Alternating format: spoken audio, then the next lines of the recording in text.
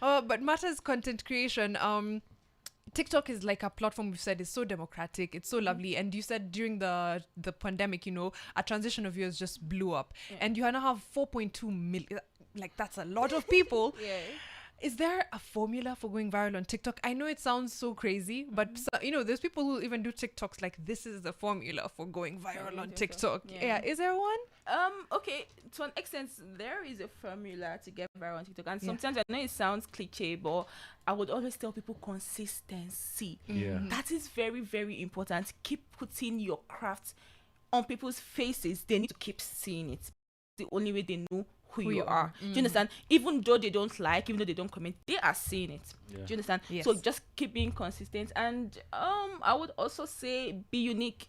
I mean, even if you're dancing, be unique in your own way. Even if you're acting, be unique in your own way. Yes. Even if you're doing this or doing that, be unique in your own way. Do something that they'll be like, oh, that dancer, oh, that DJ, Yes. oh, that actress. What do you think are the things that make you different from other content creators? Because I do everything. I dance, I act, I model. Yes. I literally can do everything. And to an extent, I feel like I built that growing from secondary school down to my university. I just love entertainment. It's something I love doing. Yeah. So you just see me tap into everything. I do literally everything. And then you see me, I can be my own vixen in my own videos. I can play 3 characters in my own videos. I can be the man in my video. Yeah, that's where the transitions come in, and it's like, okay, there's 3 Jennies. There's Jenny, there's Juma, and Exactly. You're like, how did she do that? but it's working. I love that you're hard on consistency, especially for growing a brand. But then there's the monetization, because sometimes I see young people whose TikToks are doing so well, their Instagrams account are doing so well, but they're like, you know what, no brand has come to me. No, so how do they perhaps monetize and learn to make money from their craft? Okay, firstly, I'll say it should, for people growing, I would always say this: it shouldn't just be about the money. If it's about the money for you, you might not sustain yourself in that space. It should be about the passion. You should love what you are doing. If you like dancing, if you like doing makeup, whatever you love doing, it should just be about the passion first before the idea of the money comes in. Exactly. And then for brands to be able to reach out to you depends on how you package your brand. That's very important. Okay. Because some people, they're just like, I'm just an influencer, I'm just a content creator. They do what they have to do and then that's it. Yeah. But then when brands want to work with you, they reach out for potentials. Oh, can this person represent my brand outside? Do you understand? Is this person a controversial person or not? Do I want a controversial influencer or not? Do I want this person to be the face of my brand? Am I going to be proud if this person is the face of my brand? Yeah. So I feel like everything boils down to packaging your brand properly for brands to be willing to work with you. And then sometimes I think you also approach them. Maybe don't always wait for them to approach you, right? Have you approached brands before?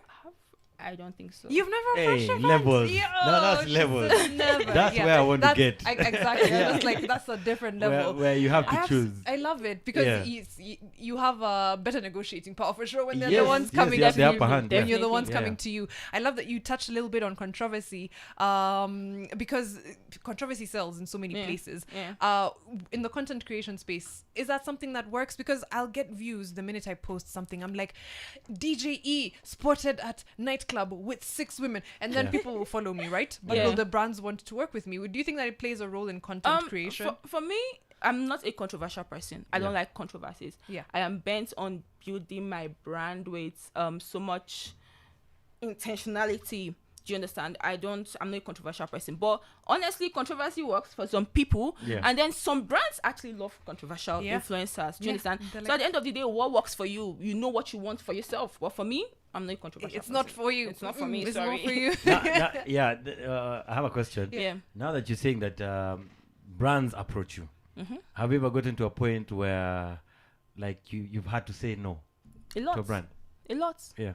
I can't work with every brand. Yeah. Sometimes you bring your products and it's not just It's not convenience. working with you, And I'm like, no, I can't put this out for my people to use. Yes. I always make Or sure it's that a bad product. So Exactly. sometimes you're like, hey. Exactly. I always make sure that my audience, my followers, my family, they can trust me. Yeah. So for me to put out any brand there, you should be like, oh, if Jennifer can put out this brand, I can trust this brand, and that's it. So I say no to a lot of brands if your products are not good or if I don't trust your brand. Yeah. No, I think that's fair. I saw this on Twitter yesterday and I was like, if somebody approaches you, come, let's do a skincare. Like, no.